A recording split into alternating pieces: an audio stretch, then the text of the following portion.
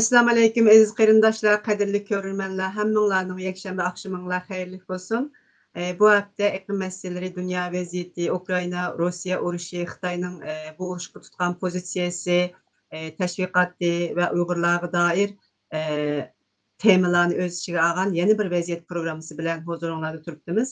Uyg'ur Akademiya suhbatiga xush keldinglar. Men Mag'firat Kamal. Xalqarалық munosabatni, davlatlar o'rtasidagi muomalalarni, tashviqot, propaganda san'ati qatorliqlarni yaxshi tushunish, bilish va undan foydalanish navbatda Uyg'ur masalasida nihoyat muhim. Qiynalmasa diqqatinglar akademiya ekranida bo'lsin. Men bugungi programmamizning qimmatli mehmonlarini tanishtiray. Uyg'ur Akademiyasi vakfining boshqoni, Xitoy tadqiqot instituti mudiri, tadqiqotchi, yozuvchi doktor Farhod Qurbon Tangritog'li afandim. Programga xush keldingiz. Hoş gördük. Rahmet. Rahmet. Uyg'ur Akademiyasi vakfi baş katibi, teşviqat işleri müdiri, axborot tadqiqotchisi, media mutaxassisi Shavkat Nasir afandim. Siz mi hoş geldiniz? Hoş bulduk. Sizlarga ko'p rahmat aytaman. Qisqagina vaqtda tayyorlandik bu program uchun. Ko'p rahmat, qimmatli vaqtinglarni ajratdinglar. Hammamizga ma'lum, Rossiya bilan Ukrainaninki urushi davom qilyotdi. Bugun 17-kuni deymi? 17-kuniga qadam qo'ydi. 18-kuni, rahmat.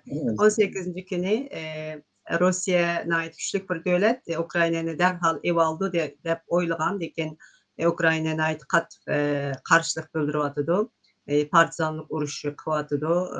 Shu munosabat bilan mana 2 haftadan oshdi. Rossiya bilan Ukrainaning urushi davom qilyotdi. Endi Farhod afandim, siz uzundan buyon shu vaziyat haqida nurg'un videolar ishlab, bizning xalqimizni ma'lumotga ega qilib kelyapsiz. Bu urush haqidami medialarda, o'zingizniki kanalingizda ba'zi ma'lumotlarni berdingiz. Bu urushga Xitoyninki pozitsiyasi qanday bo'ldi? Xitoyninki roli bormi bu urushning portlashida? Urushni boshlashdan burun masalan Xitoy bilan Rossiya birga kelib maslahatlashganmi? Bu haqda so'zlab bergan bo'lsangiz. Rahmat, so'z sizda. Aldı bilen bir endi bu sokaş uruş 18. günü kirdi. Köygen haberlerde elbette bu sokaştaki en çok ziyan kesik uçurgan kısmı her zaman her katın boğandek avam halk. Bulap mu kış şartları belki ağır. Bu Şarkı Avrupa normaldi mi zaten biraz soğuk oldu iklim. Onun üstteki bu yıl bekrek soğuk oldu. Bulap bu yerdeki ayallar ve ösmür ballar için kıyın bir evvel oğalıqını görüp duruyoruz. Demek ki sokaçta boğuluk şu normal zaten halkı buldukken. Moşu cihetinde etkili vakti da ular hem de biraz al hatır soraş bizimki birinci insani vazifemiz. Hem de hazır hem belen bu Ukrayna evlen Rusya arasındaki sokaçta perdenin arkası da bir moyun bir güç var. Bu güçle bazıları oturup çıkarıyordu. Ama Türkiye'deki bu medyada ama müzik biraz yüzeyki tartışmalar var, müzakereler ama aslında bu uğraşın başlangıcı da ciddi rol oynayan devletlerden birisi Xitay. Buna da şüphe yok. Bunu ispat kıldığın taraflar nime dep özümüzü sual sorsak hem de yani şu Xitaycı malumatlardan Xitaycı medyadan ilgili malumatlara göre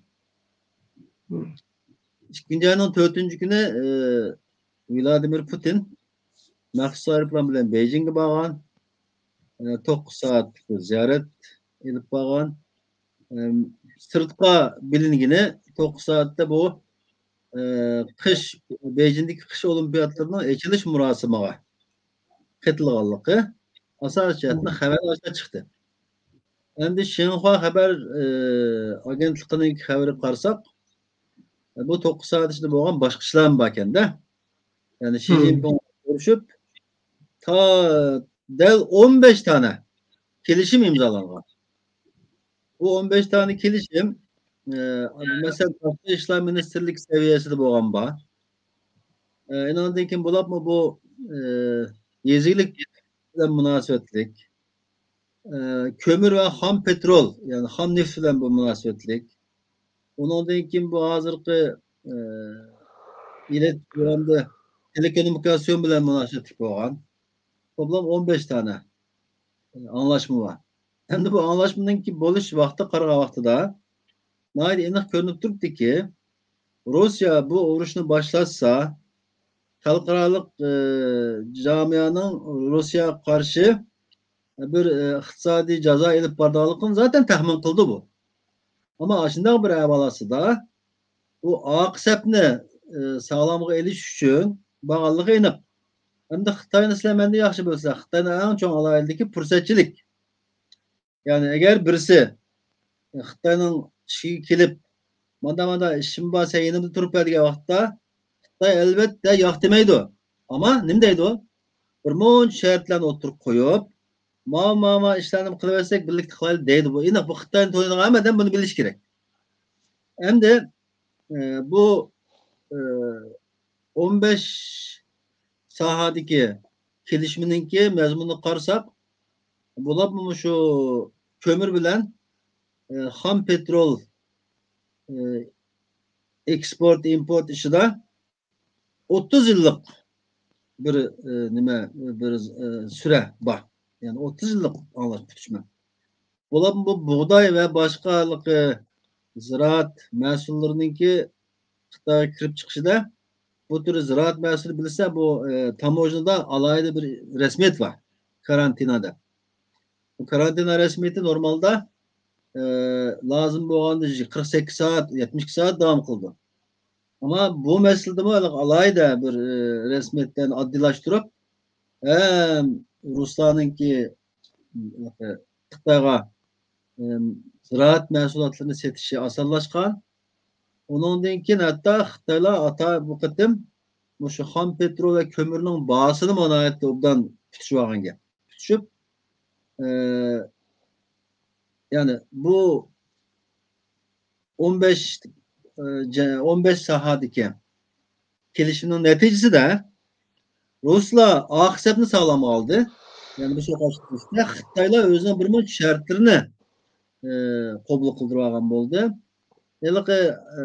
Her iki taraftan işığı kelgen bir şekilde anlaşma oldu. Yani Xitoy Rusya'nın bütün planlarından haberdar oldu. Hatta ma'lum jihatni aytganda Xitoy destek verdi. Destek verişinin birinci sebebi Ukrayna Avrupa'daki muhim bir devlet.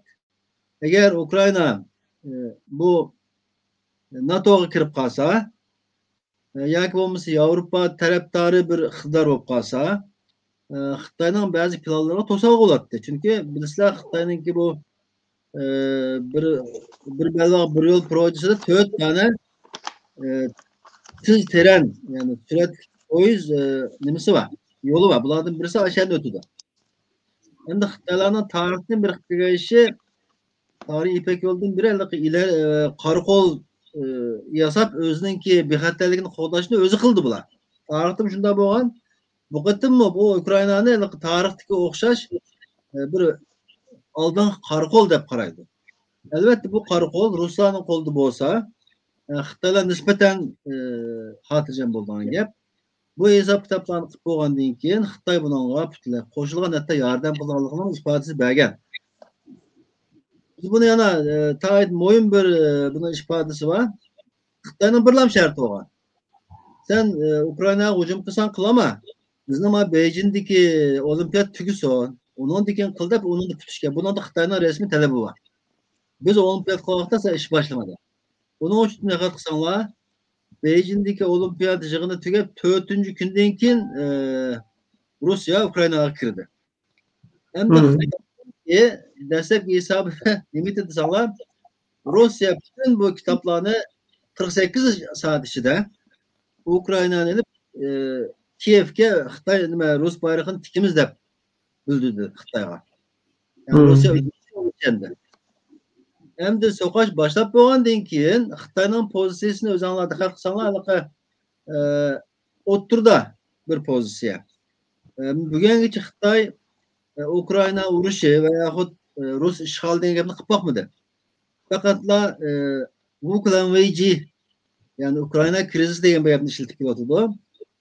Shaxsiy sosyal medyalarda belki de Ukraina janjal degan gap bor. Ama Xitoyning resmiy ig'zida faqatla Ukraina yani Ukraina krizisi degan gap. Endi bu urush bo'lib bo'lgandan keyin Xitoylarninki o'ylamag'an yerdan ikki tane ish chiqdi. Birinchisi Xitoylar bu 48 soat bo'yicha tugamaganligini ko'rdi. Tugamagan ish uzab ketgandan keyin Xitoylarninki aqliga boshqa narsa keldi. Agar bu dunyo Rossiyaga o'xshash iqtisodiy jazo davom qilib, agar biz Rossiyani qarshi tursak, bu jazoni bir uchi bizga kelib qoldi degan qo'rqdi. Ikkinchisi, herhalde bu Rossiya Xitoylarga shuni demagan. Ikki tane cumhuriyetning mustaqilligini to'laymiz degan gapni Xitoyga demagan bo'lishi mumkin. Başta o gap degan bo'lsa, Xitoyning uni qabul qilish mumkin emas. Chunki Xitoyning qo'lida Sharq Turkiston, Tibet, Mongoliya. bu sözde avtonom rayonlar var. Eğer Xitoy Rossiyaninki o ikki tane cumhuriyetning mustaqilligini to'ndiganligiga destek verse, qo'llasa, bu ishninki uchi o'ziga berib taqildiganligini bildi. Menimcha mushuni Xitoylar taxmin qilmagan, Rossiya o gapni qilmagan bo'lishi mumkin. O biroz Xitoyni turaqlatib qo'ydi. Ondan keyin taxmin bo'yimi Rossiyaning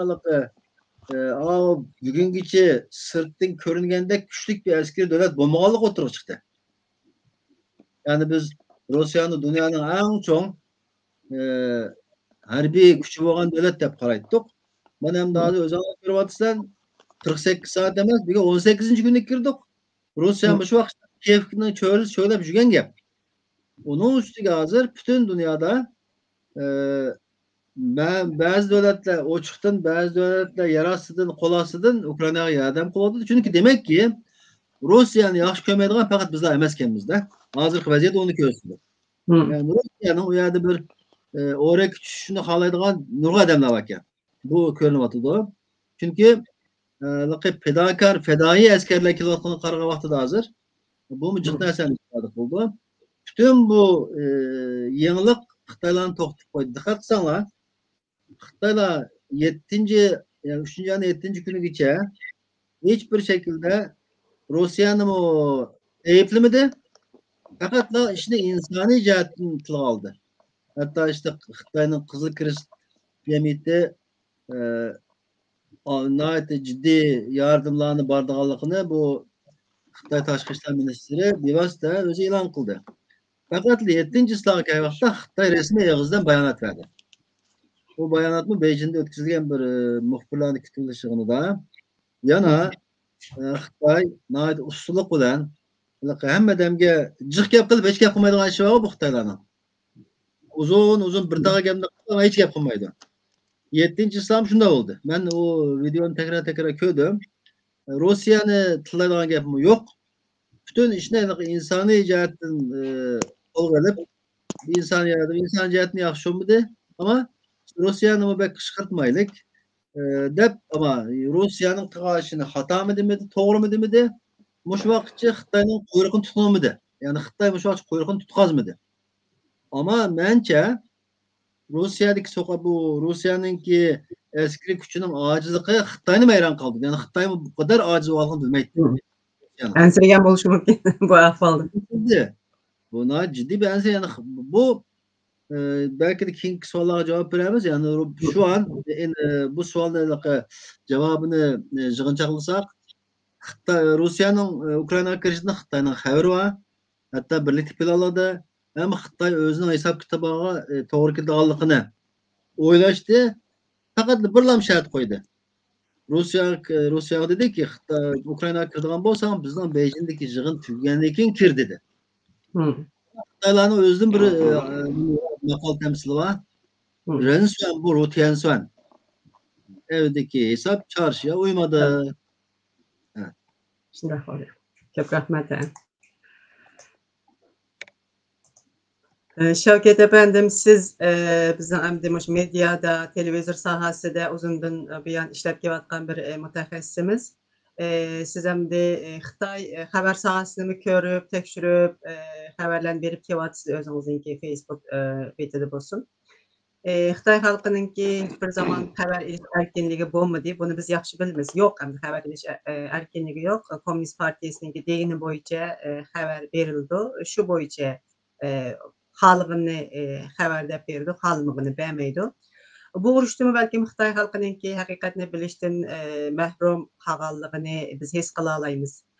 Sizce hamda bu urushda Xitoylarninki rasmiy xabar manbalari qanday xabarlarni beryotidi? Dunyo bilan o'rtaq o'xshash xabarlarni beryaptimi yoki Xitoy o'zining plani bo'yicha bütün bu nimalarni tartib tashviqot deb qo'ymaydi, shu bo'yicha beryaptimi?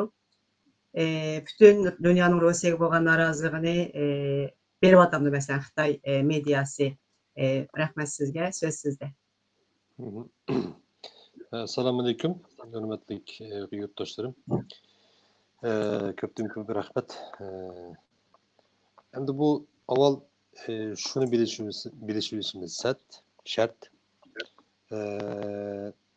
Vatanda tug'ilib cho'g'ilgan, vatanda bir mezgil turgan, idari cemiyetlarda, hükümet tarmoqlarda ishlagan, o'qigan, bilgan insanlarımızın hemmisi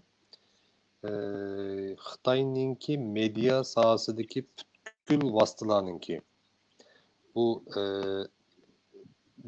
jurnal olsun, gazete olsun, radyo olsun, televizyon olsun ve hozirgi internet, ahirgi yangi media deganimiz internet sohasida bo'lsin. Xitoylar almisaqdan beri 1949 yildan hozirgacha ideoloji teşviqat kurallarını öz kolu bilen kontrol qilib kelyapti, tutib kelyapti. Shuning uchun Xitoyninki har qanday matbuotida bu mayli bu radyo olsun, mesela televizyon olsun yoki internet olsun chiqayotgan xabarlarning hammasi bir ikki jumla, 3-4 jumla olmuş qolgan bo'lsa-mu asosiyatdan ideyasi o'xshash ideyada chiqadi. Xitoycha bilganlar buni noyida bildi. Xitoy medyasini Xitoylar o'zlari ve hatta devlet başlıklarını tatip ta kurulgandan hozirgacha dangdı xavışı deydi Xitoycha. Bu partinin ağzı degan gap. Yani bu partiya deyimiz Xitoy Komünist Partisininki ağzı. Yani bu. Hem de bu nokta nazardan biz yolu çıksak berilayotgan mayli Merkezi Televiziya stansiyasi olsun, mayli bularninki Xinhua Haber agentisi olsun, mayli bularninki qaysi agenti bo'lsin, Renminbi bor, yani xalq gazetesi olsun, hammasi bu shu Merkezi Teşviqat Ministerligi, Merkezi Teşviqat Bürosu'nunki shularning bevosita hatta maqallargacha tekshirishdan undan keyin ekranlarga berildi, undan keyin radioga berildi, undan keyin gazetga berildi. Bu yerda Xitoy axborot sohasida ba'zi o'zgarishlarni, ba'zi islohotlarni olib bordi. U burunqidek hammasi o'xshash xabarni, o'xshash maqolani beradigan bundaq bir ishqa, o'lik bir tashviqotga xotim berib azroq bo'lsa-mu, bo'lib musha temin vaqasidan keyin azroq bo'lsa-mu, matbuotlarga, musha tashviqot vositalariga azroq bo'lsa erkinlik berdi, lekin davlatninki birligi, partiyaninki rahbarligi, hukumatninki bütün qarorlari bu to'g'risida hozirgacha nihoyatda ching tutib kelyapti.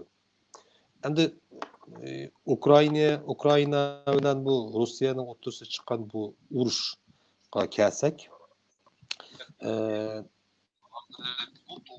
bir necha moddaga bo'lsak bo'ldi buni. Hozir Xitoyninki tashviqot vositalari, davlat tashviqot vositalari bo'lsin, hammasi qaysi ideyani ilgari suryapti degan chog'da xabarlarda birinchisi nima? Birinchisi tinchlik. İkincisi Amerika'nı günahkar göz. Üçüncüsü Avrupa Birliği'ninki Amerika'nınki sızgan sığdan çıkanmaganlığı. Dördüncüsü insani yardım. Beşincisi mültecilerninki krizisi var. Mülteci krizisi. Uruş patlagan, uruş oturuş çıkandan bu insanlar neye vardı, nerede durdu diyendek bu mesele. Altıncısı olsa Avrupa Birliği'ndeki kapital, yani Avrupa Birliği'ndeki muşu pullarınki muşu uruş ceryanında Amerika'ya ekvatkanlığı, yani sermayeninki. Yettincisi olsa Amerika'nınki küşkürtücü bir rol oynavatkanlığı. Sekizinci olsa Ukrayna'nınki toprak bütünlüğünü, yani devlet birliği. Dokuzuncusu olsa özününki qanchalik yordam qilayotganligini va mushxil ideyalarni asosliq xabar manbasi qilib ishlatib Xitoy. Abay Parat efendim deb o'tib ketgandek, Rossiyani mu ishg'olchi demayotdi, Ukraynani mu qahramon demayotdi. Hozirgi Xitoy matbuotlarida asosiy jihatdan davlat matbuotlarida mush abay sanab o'tib ketgandek 9 ideya davomli tashviq qilinyotdi. Ama ictimai tarafları kargınımızda bulup mu bu devletin içindeki Xitayning içindeki teşvikatlarda bo'layotgan bu nimeler Münazirler. Münazirler. Sırtqa çıksak mesela chet ellerdeki Amerika'daki Avrupa'daki Xitay demokratları Kompartiya, Xitay Partisi, Xitay Komünist Partisi'ninki karşı olan bir gruplardan. Bu grupla nait oçuk aşkarı Ukrayna'nın yerinde durup Rusya'ya karşı çıkıyordu.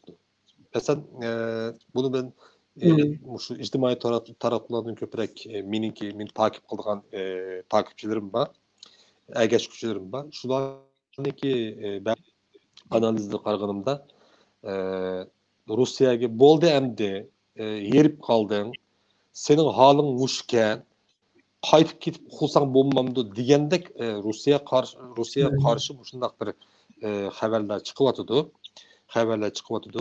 Yana bir hammadan muhim bo'g'ini Xitoy matbuotlarida bu chiqdi. Xitoy Tashqi ishlar ministrligidagi ayol bayonotchininki bergan bayonoti shu, Amerikada nihoyatda ig'ir darajada bu urushdaki chiqishiga sababchi bo'lgan bir davlat fursatparast, hiylagar, jahongir degandek shunday nihoyatda qabih so'zlarni og'izga ilib Amerikaga mundoq deyotdi. Yani 1,5 milyar dollarlık qiymatida qurol uskunalarni Ukrainaga bermidingmi? 1000 ton eğirlikdeki qurollarni bermidingmi? Sen nima uchun bersa bunu Ukrainaga deb bu yerda buni ayıplayotdi. Yani Xitoyniki bütün nişanı hazır Rusya'nı qutquzish, Rusya'nı qo'llashdan diqqatni Amerikani ayıplash qarab mavzuotdi. Xitoyning matbuoti ma yo'lda harakat qilyapti hozir. Bu məmdə Xitoyniki Komünist Partiyanın ortaq nişanı, ortaq eləqə məqsədi müştaqlandı. Rusya'nın oyunda turuş. Ben bir YouTuber'ninki programını gördüm. Onun da bir neçə videonu kırıştırıp söz aldı. Onun da Xitaylaylık TikTok'ta bəs-bəsli video tarqıtıb, uruşun partlaganlığının nəhayət yaxşı bolğanlığını, özlərinin Rusya'nı qollaydığanlığını, Ukrayna'nın çoxun məğlub boluş kerakligini ve aciz dövlətlərin yok oluş kerakligini digərlər mi var hətta? Çünki qorxunçluq həm də işte. Ukrayna'da şu aciz dövlətlərin yok oluş gerek devadıdı. Şularını köydüm. Xitay xalqınınki bu inkazem Xitay Kompartiyasının propagandasınınki tətil təşviqatının məhsulu edib qaraşdı olamdı. Siz abiyam dediniz, bunun Amerika'nın yardım qıvatqınlığını dep tutumu, yani Rusya'ya əmdi sən qeyridən əmdi verib dəmal digərlər bilən billə ma jihatdiki nimalarmi bor? Mushu ideyadagilarmi bor, balkim ko'p bo'lishi mumkin. Siz buni qanday qaraysiz? Endi bu Xitoydagi ijtimoiy taratqularni bo'pti mayli Xitoy bo'lsin, mayli boshqa yerda bo'lsin, buni alohida to'sab qololmaydi. Chunki Xitoyda hozir internet ishlatayotgan odamning soni 1 milliard 400 million oshiq. Yani bunu to'sab qololmaydi. Buni ham bekrek ichib tashlashga bo'lmaydi. Ba'zi bir nozik hal qilish ba'zi masalalar bor. U ham to'sab qo'yamiz. Endi bu Xitoylarninki o'zininki, yani Xitoy davlatini Xitoy davlatiga vakillik qildigan abay Ferhat efendim deb o'tib ketdi. Xitoyni nihoyat yaxshi tonish kerak. Xitoy bir pusatchi. Bu sosyal medyada bu Xitoyninki ideyasi, Xitoylarninki o'zining shaxsiy ideyasi. Yani bunu devlet ideyasi değişkin buldu, değişkin bulmaydı. Fırsatçı. Mesela bir de Ukrayna'da şu vakti uruş başlanğanın birinci, ikinci günü ben benim ilgilenişimce Ukrayna'da turub atkan okuguchi, onun degen ticaretçi, üyedeki xil işlerden bana sebeplerle turub atkan Xitaydan sani 6 ming oşukken. Ukrayna'nın özü de. Şu bu 6 ming'da uç Xitay özünün Ukrayna'da sosyal ijtimoiy taratqulardan Xitay devletiga bo'lgan noroziligini bildirib, nurg'un Xitoy shu ijtimoiy taratqulardan o'zining xabarlarini yaydı. Yani biz neymiş qutqazmaysizlar, shundoq bir davlat, shundoq cho'ng bir davlat turib, biz neymiş qutqazmaysizlar deb. Halbuki shu vaqtning o'zida, dal shu vaqtda Tayvan 2 avtobus ekirib Ukrayna'daki bütün Tayvan vatandaşlarının hemini Polşaga teç aman çıkıp aldı. Yani bu Ukrayna'da turvatkan 6 ming Xitoy bunu texim açık geldi. Hem de bana etkünden beri haberimiz qarğançada nedim nime yaptırıptı, ayrıplan evetipti. Ayrıplan evetip Jinen'ge aşağıda ekilipti, Changchun ve Jinen'ge düşürüptü ayrıplanı. Ama bilet bunu özür dileydiğim. He. Ama bunu hiç kim bilmeydi. Bunu hiç kim bilmeydi. Chet ellerde turvatkan demokrat dediğimiz Xitaylı, demokratik dediğimiz Xitaylar bunu resmen bunu nimeyi çıkardı bunu. Uç bunu oturup koydu. Yani bilet pulu 18 bin yuan. Yanılmıyorsam 18 bin yuan. Yani bilet pulunu biletke pul berelgenlerni berelgenler yana kapkagan gap yani. Ama Tayvan onda kılmagan gap. Tayvan bütün özünün vatandaşlarını kirip Kiev'e adamlarını elip 2 avtobusdan sağ salamet nimige çigirge ekilip Polşa çigirsiga düşkendikler derhal ısık çorba şorpasını nimesi ısık çayını verip tamagını verip ulanı manda qarğan gap.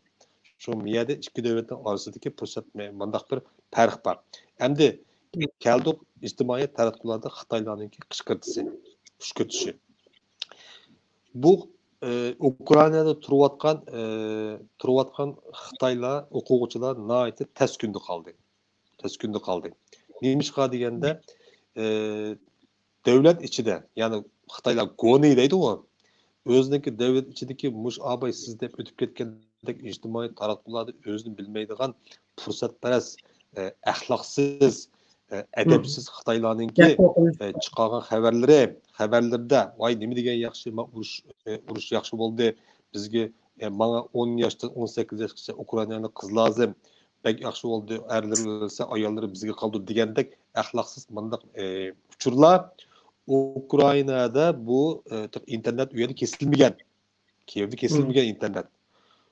Ukraynalar tarafından bu farq qilindi, o'qildi, tarjima qilib berdi buni hatta.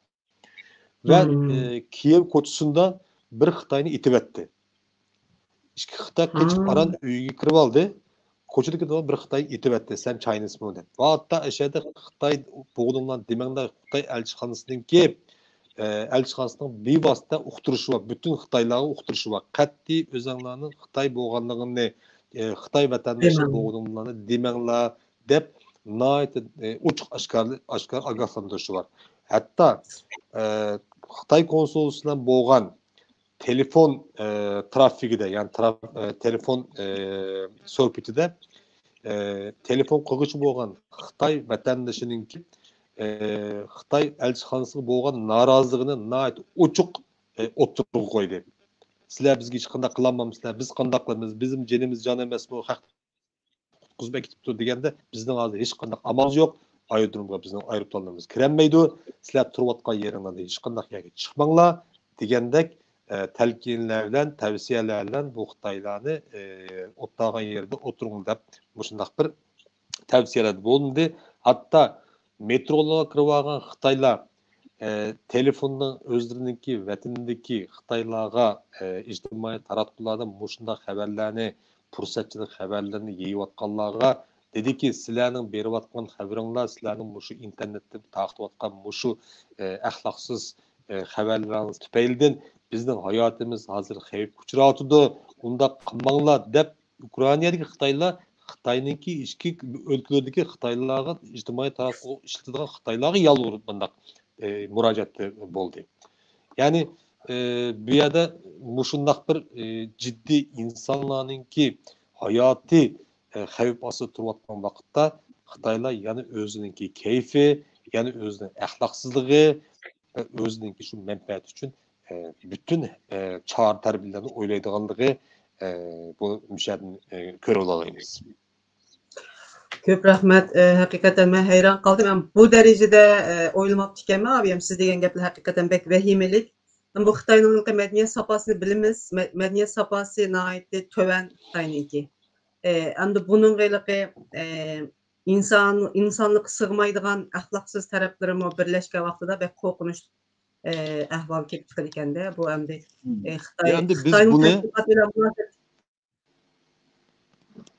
biz bunun için Mehmet Hanım mesela Ferhat Efendim olsun, biz olsun biz Xitoy için yaxshi bilimiz. Xitoy için yaxshi bilimiz ve Xitoy için bütün metotlarni takip qilamiz. Hatta Xitoylarning ichida biz ishladik. Memleketde aşlarındaki materyallarını gördük, şularını mektebde okuduk. Yani bizde Xitoyni tushunadigan başka millet yok. Yok. Bizim deb etayotgan mushabiy ishqasi biz bir yerimizden bunu icad etdik. Bir yerden biz uydurup çıkarmadık.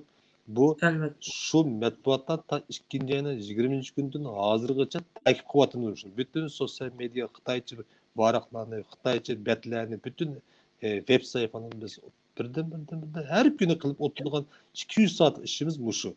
Yani bu bütünlay o'zining manbasi bo'lgan manba va xabarning manbasi va iddaolar bor bizda. Hakikaten bek dünya mı mana körvatı da endi biz siz degan o'xshash nahayat yaxshi tushunamiz. Biz dunyoga tushundiramidik Xitoyning qandaqligini. Ama her fursatda Xitoy o'zininki qandaqligini endi ko'rsatadigan bo'ldi mana. İnsani jihatdan hech qandaq bir insonlik bilan munosabatning bo'lmaganligini siz degan o'xshash undaq axloqsiz gaplarni deb hatto videolarni çekip ben de men ko'rgan videolarda Xitoylarning nihoyat xo'shal bo'lib, shunchalik hayron qolganim, bütün aciz davlatlarni yo'q qilishimiz kerak, Tayvanni biz shunday qilib evilishimiz kerak degan o'xshash gaplarni qilib, shunday deganlarini ko'rdim endi. Ukraina xalqi yo'q bo'lishi kerak deb degan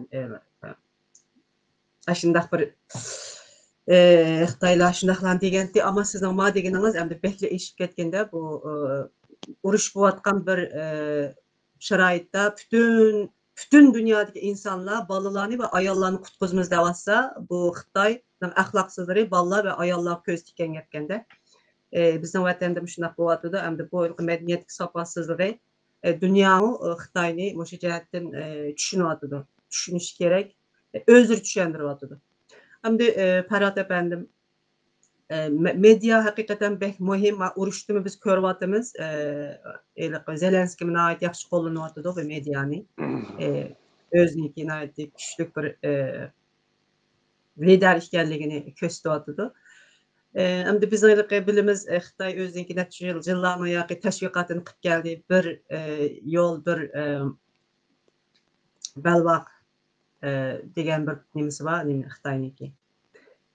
Mushu urushninki oqibati yoki mushu urush Xitoyninki mushu planini, mushu bir yo'l bir belbaq planiga qanday ta'sir qiladi? Bu haqda siz nimalarni ko'rdingiz, qaysi materiallarni yoki mediada qanday nimalarni o'qidingiz va siz qanday o'ylaysiz? Marhamat. Endi bayatın o Şevket Efendi'nin diğerleri kısım azrap hoşumça. Ukrayna'nın bir şey oldu. Xitay Büyükelçisi özünün vatandaşlarına maşınanlarga Xitay bayrağı esip sanmalı dedi. O nihayet Birinci, ikinci kunlar esinglar depti, keyin asmanglar deptimi? keyin resmi hüccet yani resmi hüccet çıkışkı belki petlanmagandı da yani Xitay konsolosu hiçbir şekilde ezip tezip maşinalarga bu bizning Xitoy Xalq Cumhuriyetining bayrog'ini esib sanmalar dedi. Çünkü onun sebepleri bayatın o Şevket Bey tepsilatın dedi. Yani oylab bakın bir devlet artık bayrog'idan qo'rqadigan bir ahvolga keldi. Bu bek içini chiqib bir ahvol. Yani Xitoylar uchun biz uchun emas da. Yani bir devlet o'zining bayrog'ini qaq ko'msin degan gap biz Türkiye'deki ya da o'zingiz o'ylab bakın. Kıbrıs'ta bir günün vazı bayrağını düşürme degende şu Mыңısının oturup bir ta okula adamı düşürüyordu yani ben yani bayrağını qo'g'dash uchun insonlar o'ladi shuni ama Xitoy artık bayrağını lekin yana bir jihatdan hozir mening esim keldi, Faradga. Bu Ukrayna bilan Xitoy nihoyatda yaqinlashib ketgan. Ukrayna nihoyat ko'p yordam qilgan Xitoyga deb o'ylayman. Mana shu İpek yo'lidagi yangi projesiniki amalga oshish uchun. Varyak deb bir kemani Ukrayna bergandi. Onun qanday ketganligini bilamiz. Ama endi Ukrayna Xitoyniki F-5'ni ko'rdi. Xudoyim ko'rsatdi demdik. Hakikaten bu Xitoylarga bo'lgan munosabat diqqat qilsangiz dastlabki vaqtlarda nabak yaxshi bo'lib ketadi. Chunki Xitoylarning haliqi F-5'ni saqlashning bir ma'lum bir nimasi bor, vaqt soati bor-ku. Xitoy F-5'ni pek uzun muddat saqlayamaydi.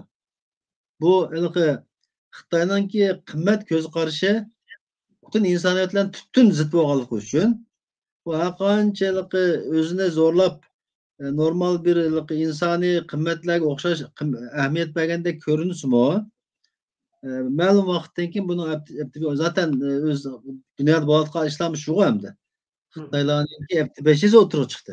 Yani insonlik bilan bo'lgan o'rtaq noktası şu og'izdan gap qilishdan boshqa bir o'rtaq noktası yo'q. Shu. Dunyodan bilganlik. Endi Xitoylarninki bu bizningki tarixiy İpek yo'limizni yangidan yo'l qo'yib bir belbaq bir quchoq bir belbaq bir yo'l projesi degan vaqtida Xitoylar buning 4 o'xshamaydigan yo'l xaritasini chiqargan. Shu hamda birisi Ürümçi Qashqa Gvadar temir yo'li. Çünkü Xitoyning zaten hozir bu İpek yo'lini yangidan chiqishini qilishning asos sebebi bu tez süratli poyezd texnikasida o'tirib chiqdi bu hamda. Yani tez süratli poyezd bilan mal to'shiydigan. Tarixiy İpek yo'lini yangidan jonlantirishninki ilhom bo'lgan narsa Xitoyning qo'lida tez süratli poyezdning texnikasi bo'lib qoldi. Ve bu mesela deylikki O'ttir Sharqdan olgan bir tane ham eşya deylik 16.000 kilometreden Iran Şanghay'a kelaleydi. Çünkü o Hürmüz Boğazı, Hint Okyanusu'dan beri. Ama hazırki Xitoyning Gvadar limanını setip algandan keyin bütün mesafe 3200 kilometre uçtu. Yani demek olan narsam Xitoylar ne bu İpek yolunu yangidan planlab chiqishiga ilhom bergan narsa qo'lidagi tez süratli poyezdning texnikasi. Ve bu 4 alternatif birbiriga zapas yollarını kıldı. Bu yolların birisi zaten şu Kafkasya, Ukrayna üzerinde nimaga boradigan yo'l. Şu anda Xitoylar bu ishga bugungi jiqpul hajladi. Jiqpul hajladi ama o sermaye qilgan yerdagi davlatlar Onu vaqtida qaytarib bo'lgan bir kuch qamg'al asosiyatni mushu ahamiyat berayotgan. Bu Ukrainadagi urush Xitoyning bu hisobini butunlay buzib o'tdi. Yani eğer Ukrayna urushida Ruslar mag'lubiyatga uchrasa, Xitoyninki u yerdagi o yo'l artıq hamxiyal. Çünkü zaten Ruslar mag'lub bo'ldi degan gap, agar Zelenskiy tekrar Cumhurbaşkanı olsa, ya NATO'ga kirdi. NATO zaten qabul qildi bularni. O'zi Yevropa Birligiga a'zo bo'lishga hozir tirishayotdi, balki uning rasmiyatlar belki uzun bo'lishi mumkin, ama NATO'ga kirgandan keyin NATO'ninki qo'l ostidagi yerda Xitoyning bir quchoq bir yo'l projesida nima ishi bor? İmkansız. Onun ustiga bu qatim so'qashdagi nimani ko'rib o'tirsangiz, masala Ukraina bilan tugmayotdi hozir. Ukrainaning atrofidagi davlatlarda bir Belarusdan boshqa butun davlatlar artıq Rusga qarshi. Yani bu so'qashdan keyin Polsha, bu Moldova degan bu boshqa cho'r davlatlarning hech birisi artıq tuniga men bugun Azerbayjandagi bir qarindishimiz bilan paranglashdik biroz. Bugün yana bir narsani sizlarga yoqtirib qo'yay. Bu Xitoylar va Rossiya birlikda bir mediadan ait bir kirlik bir xabar yo'lladi. Chechenistondagi musulmonlar nimaga urush qilyapti deb. Bugün Checheniston danning boshlig'i dediki, bu butunlay xato. Yani biz Shavkat Bey'le gapirdik. Demek medyanın kuchini ko'rdinglarmi? Birdamning ichida Chechenlar bilan bo'lgan ko'z qarashimizni Alloh bilan qo'yib ketdi, shunday emasmi? Bugun shu masalani izohlash uchun Türkiye'deki bu Çeçen derneklerinden başka şu meseleyi izahat getirdi. Bizden o bunda bir iş yok. Zaten Çeçen halkı ile hazır hakimiyetle bir alakası yok, ama bu mu yalgan da. Demek ki o anlarsa bu Ruslan amacık oyunu varken de hem de. Şu an yani sizden az sonra kayıt gelsek bugün 18. günü asası cihetten eğer Ruslar en ahırda bizim bilmeydiğen, bizim ama kütmegen bir yerden saqlab qo'ygan bir narsani chiqarib urishninki taqdirini o'zgartirib o'tmay qolsa, Rossiyaninki bu so'qashda mag'lub bo'lganligi asosiy jihatdan aniq. Yoki hech bo'lmasa tunigun bir gap chiqdi. Men tunigun oldingi kuni balki aylan diqqat qilmadik. Bu Qrim tatarlarining lideri Cemiloğlu Habertürk'te Fatih Altay bilan gaplashdi shu. Fatih Altay o'xshash savolni so'radi.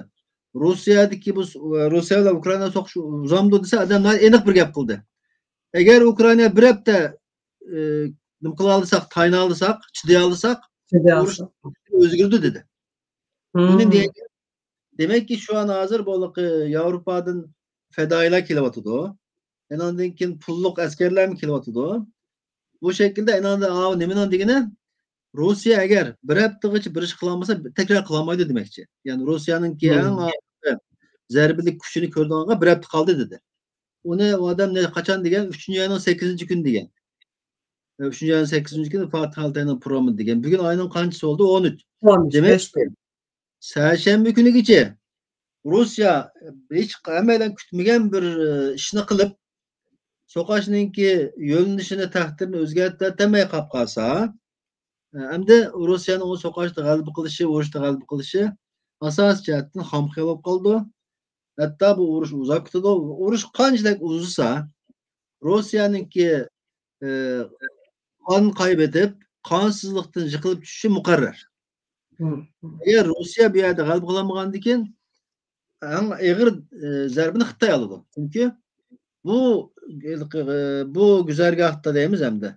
Bu yol üstüde koygan bütün sermayeleri tamamen yo'qolib ketdi degan gap.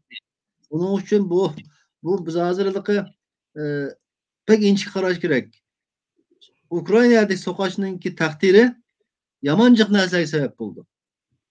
Belki kim bizga bo'lgan munosabatim kelmas.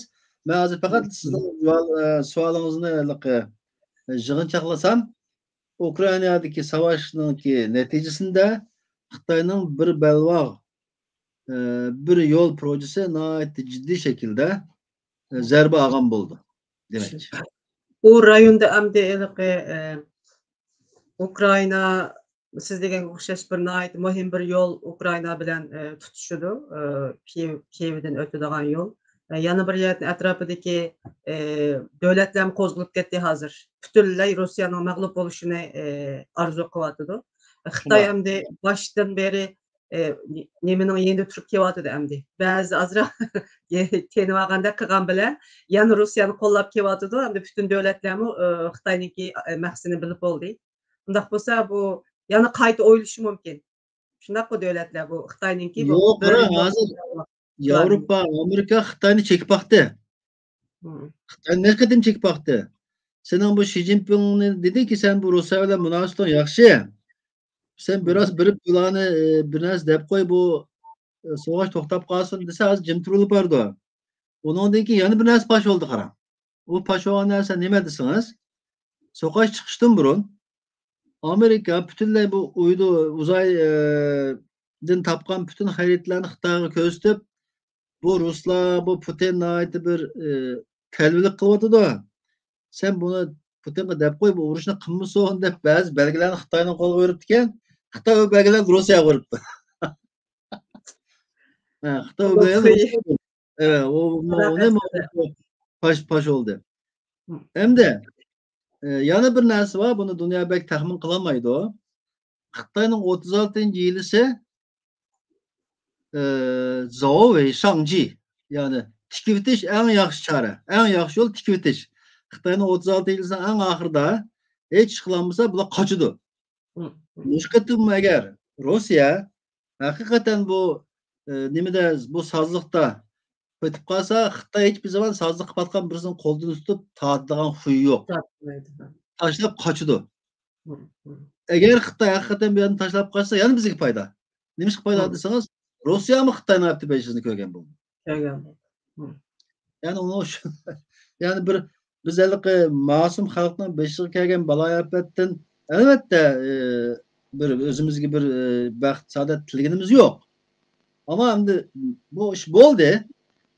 Bu bolgandikin neticesi de bolgan narsaga tayyorlik qilishimiz kerak. Qolganda navbat kelganda deymiz. Ko'p rahmat. Endi Shavkat efendim sizga yana bir savol. Xitoy fuqarolari Tayvanni Xitoymi mushunda hujum qilib elish kerak degandek videolarni ishladi. Taratqularda zaten o videolarni ko'rib turyapmiz.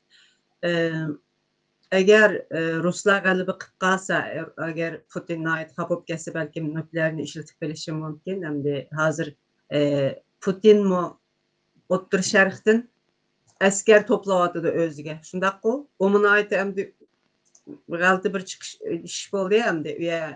Suriya bo'lib qolishi mumkinmi yoki Afg'oniston bo'lib qolishi mumkinmi? Ukraina degan o'xshash ko'z qarashlarmi bor? Agar Ruslar g'alaba qilib qolsa, Ukrainani besib olsa, atrofidagi davlatlarni tahdid solsa, Xitoyninki Tayvanni elishdek maqsadi amalga oshib qolamdi. Xitoy bundan ilhom olib Tayvanga hujum qilamdi. Xalq shundaq deyotdi hozir endi. Xitoyning plani shu bo'lg'achqa, Kommunist partiyaning plani shu bo'lg'achqa xalqimi buni deyishga boshladi. Sizcha bu amalga oshib qolishi mumkinmi? Endi Ukrainadan Rusya'nınki irqiy jihatdan Slavyan milletler emas bu to'g'riliq hozir biraz talash tortish bor.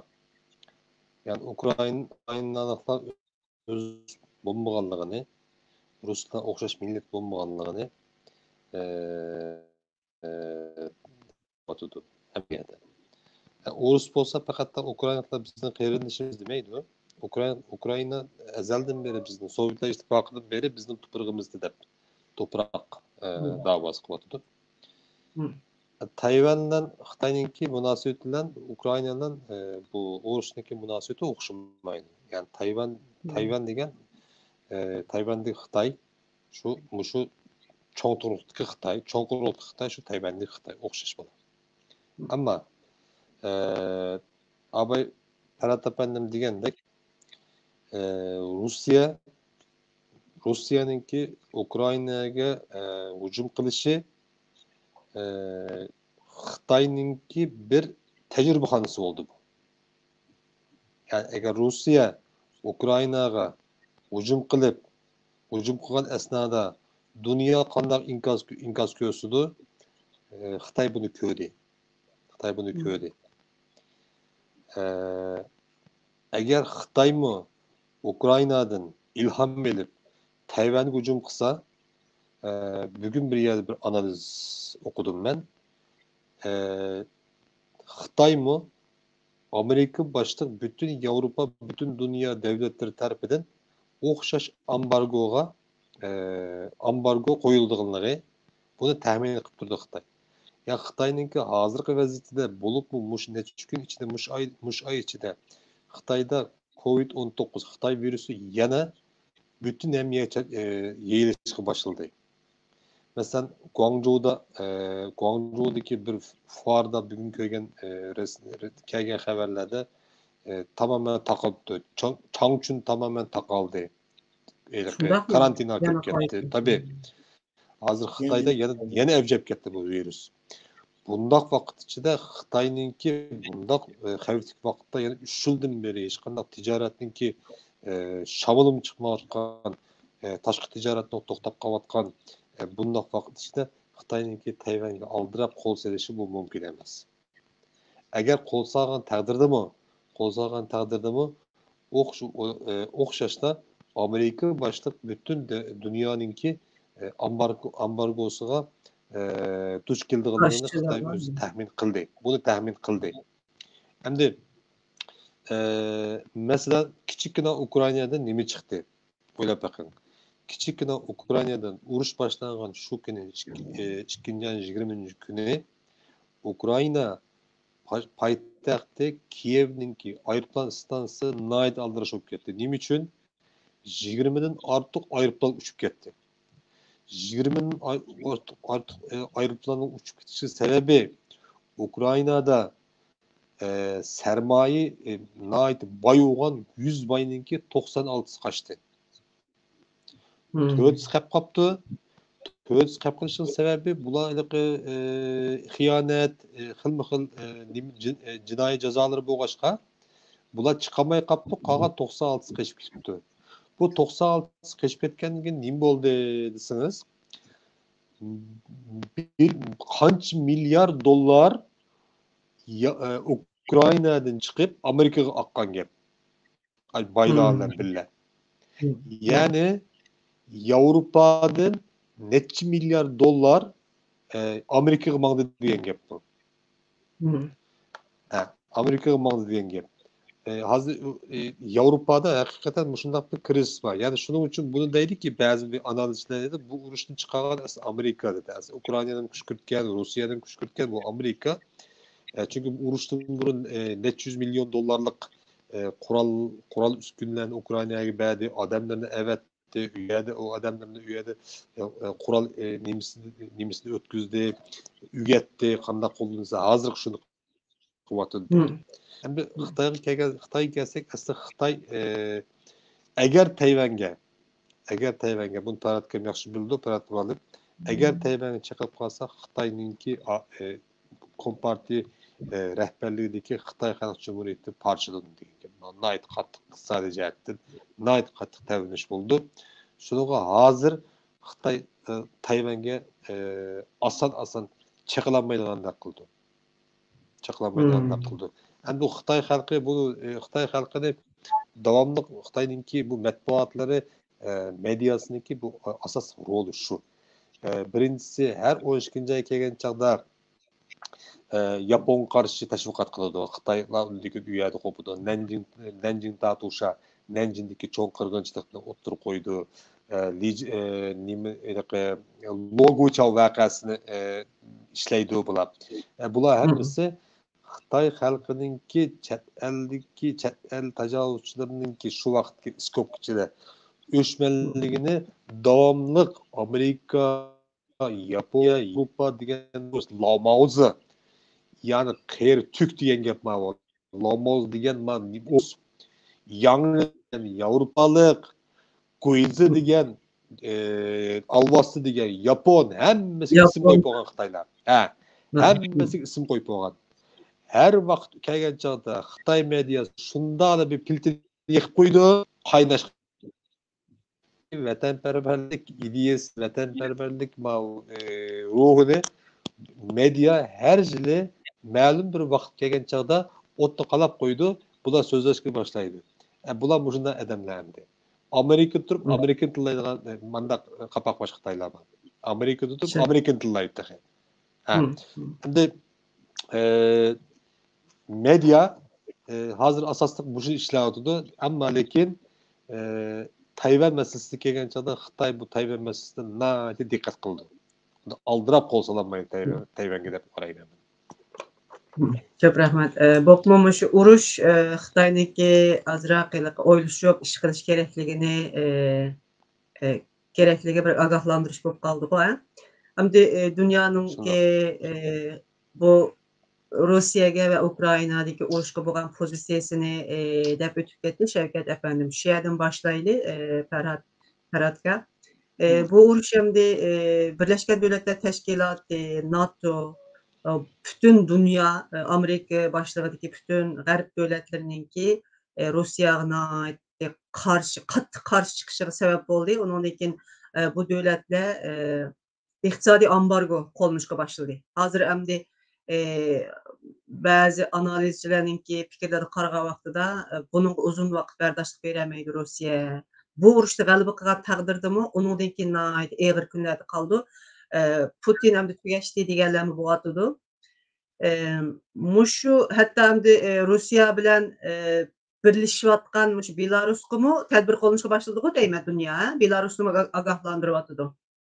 Endi mushda qaraydigan bo'lsak, bu pozitsiyasini ham Xitoyga ko'rsatishi mumkinmi? Chunki Xitoymi bayatın azroq deb o'tib ketdik. Mushu Ukrainaning Rossiyaninki yendi turibdi. Ashni qo'llab-quvvatlab bug'doyni olaman, energiyani olaman degan o'xshash gaplarni qildi. Endi dunyo mushuni bahona ko'rsatib, hamda Tayvanga hujum qilsa tugishib ketadiganligini his qildi dedi Shavkat afandim. Agar mushtaq bo'lmagan ahvolda Xitoyga tadbir qo'llashga boshlaganki Amerika Uyg'ur masalasi tufaylidan dunyo mushu pozitsiyasini, mushu iqtisodiy embargoni Xitoyga qo'llanamdi. Xitoyga o'ylash ishga deb ogohlantirish beramdi. Sizce qanday? Rahmat. Aldıdan o Şevket Efendi'nin dediğine biraz qo'shimcha. Bunda bir ko'z qarash var. Rossiya 80 yillardan burun Afg'onistonda urush qildi. U yerdan keyin uzun bo'ldi Suriyada askari bor. Ya'ni Rus ordusi davomli savaşning ichida. Bunun ustiga S-400 deganga o'xshash qoldi nimalar bor, kuchli bir davlat. Ukraynadagi bir ojiz davlatga nima qilamidi-da, tankilanmadi. Buningga sirish to'g'anda Xitoylarning askari 1962-yildan beri savaş qilib boqmadi. Ya'ni eng oxirgi qitim bu Hindistondagi ba'zi to'qinishlarning sirtida jiddiy bir urush kirib boqmadi. Ya'ni 78-yildagi Vyetnam urushidami nəhayət ağır zərb aldı Xitoy askarlari. Ya'ni ba'zi ko'rqashlar ediki, Xitoy askarlarining soni bo'lishi mumkin deydi, ama sapası yo'q demakchi. Ya'ni savaşdan pratik nimasi yo'q bularning.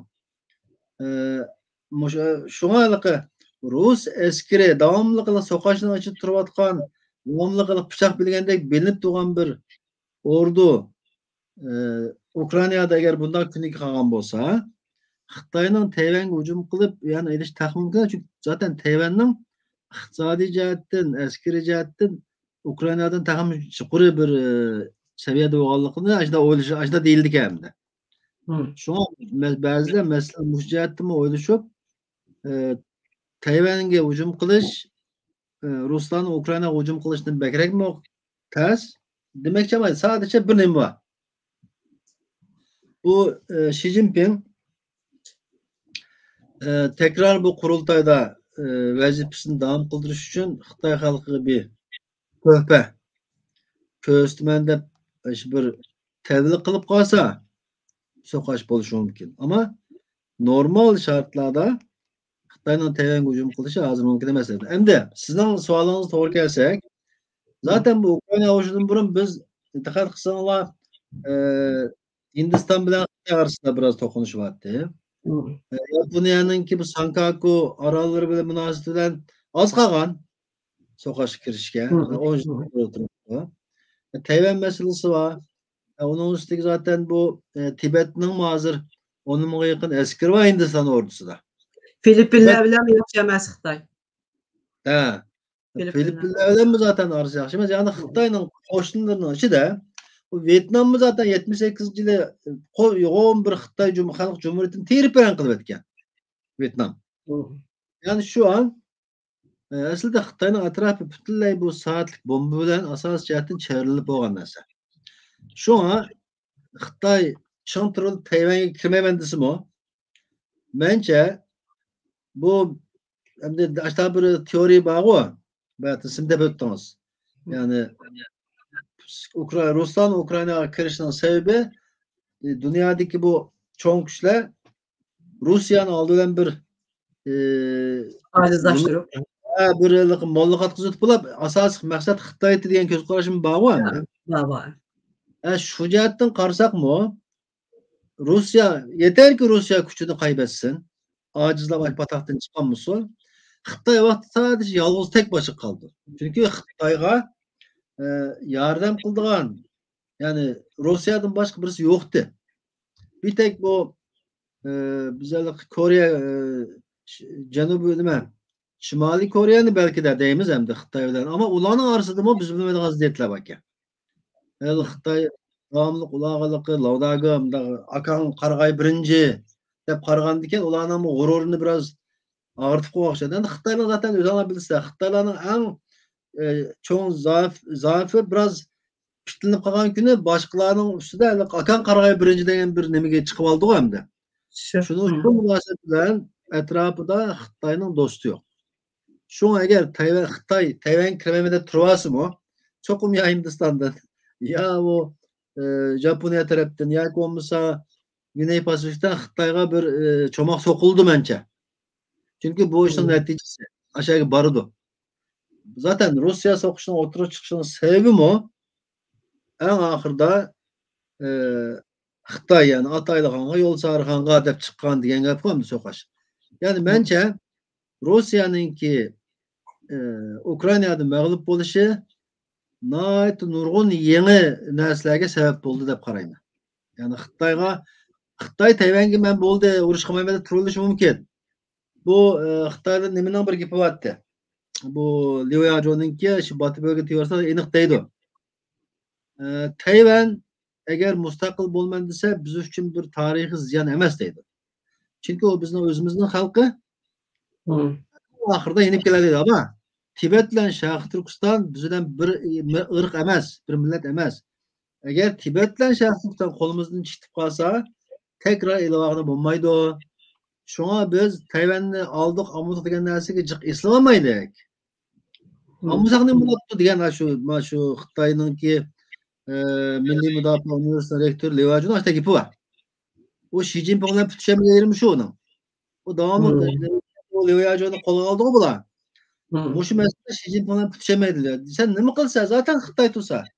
Bir tane Xitay'da öldü, çıkhoz limboptu. Onu bu Xitay kıt olmayan hiç tutsun çünkü Xitay'dan Xitay'a ziyan kelmeydi ama Şarkı Türkistan bilen Tibet bizden çıkıp kalsa tekrar bularning qaytib kelishi mumkin emas degan bir ko'z qarashim bor. Onun için aslida eng oxiri kelganda Xitoylar bo'lmay urushmaymada turilishi mumkin Tayvan bilan. Ama dünya artık onun karma çok bir yerden çomak sokudu. Ya Hindistan çıkıdı. Çünkü zaten dikkat kılın ötkende Hindistan, Japonya, Güney Kore yani kim batı Amerika bunlar zaten uzak şarkta bir NATO'nu kurup oldu. Aslında küçük var hazır. Yani tekrar biraz bazı gaplar tekrar olup kaldı ama Rusya'daki uruşununki takdiri neticesi nihayet halkılık nersege sebep oldu dep qarayman. Rahmet. İşqilib dünya buruk dünya bo'lmaydigandek turdi. Aynen. Endi Birleşken Devletler Dünya dedik. Şevket efendim. Birleşken Devletler Teşkilatı Kişilik Hukuk Ali Komissari Michel Bachelet 5. ayda Xitayga ve Uygur'a bardıganlığını e'lon qildi. Ötkende. çeklimisiz mustaqil tekshirish elib berishni umid qilamiz deb o hanım shundoq dedi. Xitoy hamda Xitoyni bilimiz, abaytimi davatimiz Xitoy nihoyat saxtikor, yasab ko'rsatishni yaxshi biladi. Agar Xitoy Uyg'ur elida yana mushu Birleşken Devletler'deki mush kishilik huquq oliy komissari berib qolsa, Xitoy sizcha qanday teatrlarni tayyorlayotidi deb qaraysiz? Bu ziyoratning Uyg'urlarga ta'siri qanday bo'ldi? Masalan, bu ziyoratdan burun Xitoy qanday tayyorliklarni qilishi mumkin? Hozir hamda burun bir necha bir ay burunga o'xshamaydi-ku dunyo hozir. Masalan, 18 kun burunga o'xshamaydi. 18 kun burun Xitoy xohligini qila olaymi deb o'ylaydi. Hozir hamda dunyoning vaziyati Xitoyga ziyonli tarafga qarab o'zgaryotidi. Mushu sharoitda bu ziyorat qanday bo'lar sizcha? Marhamat. Hamda bu sualning cevabını asli şu ekran aldıda o'tağın Uyg'urlarimizningki hurmatli Sharq Turkistonlik qimmatli vatandoshlarimiz, yurtdoshlarimiz hamiz bildi. Nima uchun deganda Xitoy degan dunyoga to'ralgan bu mahluqotninki bütün hilim fikirleri, bütün oyunları, tiyatroları, yazıdığan hikayelerini hemmeni bildi, tahmin kılamaydı. Şunda olsun mu ben bir yere tekrarlayayım. Birleşken Devletler Teşkilatı'nınki bu baş katibi bizim vatanımız Şarkı Türkistan'a bağlan çağda özü xalap men Qashqar'nınki Poskam nayisininki falan yesiga barmoqchi diyemeydi. Delenmeydi. Qo'lida ma'lumot bor. Yani qo'lda ma'lumot bor. Qo'ldagi ma'lumot şu yerlerde manda ahvollar bor deb u berishdan burun o baş katibga bütün dokladlar berildi. Tayyorlik bilan bordi. Ammo lekin falan yerga borman diyemeydi. Çünkü Birleşken Devletler Teşkilatı'ndaki daimi a'zosidan 5 devletning biri bo'lgan Xitoyga bormoqchi. Bu hamda uyga borganchada Xitoyninki o'ynaydigan o'yini shu. Uyg'urlarni, san'atchilarimizni Abdumurayinlik sözde Abdumurayinlik san'at umkidan yoki bo'lmasa Aqsuga borsa Aqsu san'at umkidan Turpan'a borsa Turpan san'at umkidan dağlıq sazendilerle, nakşçılar ve usulçularni chiroyli kiyindirib, o'zlarini chiroyli makinim qilib, girim qilg'izib, cho'ng dasturxonlardan ashtaq yerlarda naqsh kutib oldi, naqsh deganni aytdi, muzika deganni chevdi. Kulüp degan 32 kishini chiqirdiganda shart qo'shib, kulmsanglar bo'lmaydi. Yani biz bu xalqni bektonuymiz. Biz bektonuymiz. Endi bütün ziyareti muşunda ibaret oldu. Elbette o'zidagi so'raydigan savollarni, ba'zi qolgan masalalarini u yerda deydi. U yerda degandan u yerda bu loyiqida Xitoylar javob berdi. Zaten bunga javob beradigan tayyor, bütün odamlar tayyor. Ügünüşten çıkıp Seypun olgan, Navay olgan, onun için Samspez olgan hem hünerverler hemmesi tayyor. Bütün hazırdan başlap hazır tayyorlik qilib, bütün oyunninki senaryoyu yazılıp oldu hazır. Ya oynayotdi hazır. Meşq qilyotdi. Yani qandaq kulimiz, qandaq harakat qilimiz, nimalarni berimiz, qandaq usul o'yinimiz. Oyun tayyorlashga boshladi. Hazır oyunu tayyorlashga boshladi. Yani çünkü biz şu milletinin medya, devlet medya idarelerinde işleyen eden biz. Bir xabarninki qandaq yasilib chiqildigini biz bilgen eden, bilimiz bunu. Bu insanlık bularninki fıtratı deymiz. Bularninki kiyim keçigi o'zgardi, chachlarni bo'ydi, ammo va lekin xuyi hiçbir zaman o'zgarmadi ve o'zgarmaydi. Qat'iy o'zgarmaydi. Bu bo'lsa davom qiladi bu. Bu devam kılıdı. Bazen dünyanı özgertip Xitaylaştırman dağıtı adam öz elbette özgertip. Birleşken Devletler Şu- Teşkilatı bardıgan şu Ali komiserler kim bolsun nayt köngli içilip nayt yaxşı tabaşa kılıp kolda insan hakları Uygur irqi kırgınçılık doğruluk her kandak bir ispat ve delille amma yenip geldi. Hediyelerle kaytıp geldi.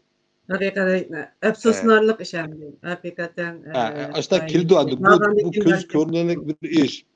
Yani Xitay hiçbir zaman Ürümçideki birinci türmüge atlamaydı.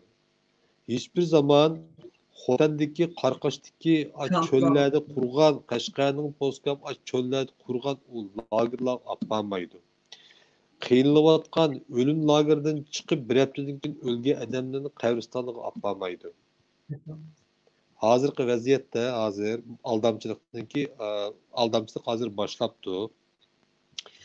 Tutulup qolganda chiqib seni kim solab qo'ydi, bu xato qilibdi, xapinmaysa bizga to'lan berayli degandek tehi nima mavzudan o'lib o'rniga chiqqan Xuyobon özür dilerim Huagofeng 4 kişilik guruhni tozalab bo'lib orqadan qo'pib mushu 4 kişilik guruhni ishtirib qo'ygandek mavzuni ishtirib qo'ygandek Maya'da hazır şu oyun yani oynanılatıdı. Yani oynanılatıdı. Yani oynanıldı bu oyun. Bu oyun hazırgacha 50 yıl mabeyinde 70 yıl mabeyinde az degende 10 yılı bir kıtam sahneye koyuldu bu oyun. Bu kıtam tekrar sahneye koyuldu. Sahneye koyuldu. Yani bunu dünya matbuatı, bu dünyadaki bu küçük devletlerin ki ministerleri olsun, çok adamları bunu bilidu. Lekin menfaatla dokuşup kalganlık için bu gaplarni ağzından çıkarmaydı. Hazır Xitay'daki aktivleştirisini bütün Amerika başta, bütün Avrupa ve hatta Rusya mı biliyordu? Fakat da bilmeyen kim var deseniz Arap devletleri de bilmeydi. Pakistan da bilmeydi. Bular tekçe Xitay'ın medhilep şu tiltilgi yetmey naydı bek evcük vardı. Endi özümüzdeki sualımızın cevabına gelsek yani Şarkı Türkistan'a berip sayahat qilib keldi. Sayahat qilib qaytib kelgandan keyin Xitoyninki manfaatiga ta'sir yetkazadigan, eks ta'sir yetkazadigan bir bayonot berdiğini men hozir hiç o'ylayolmayman buni.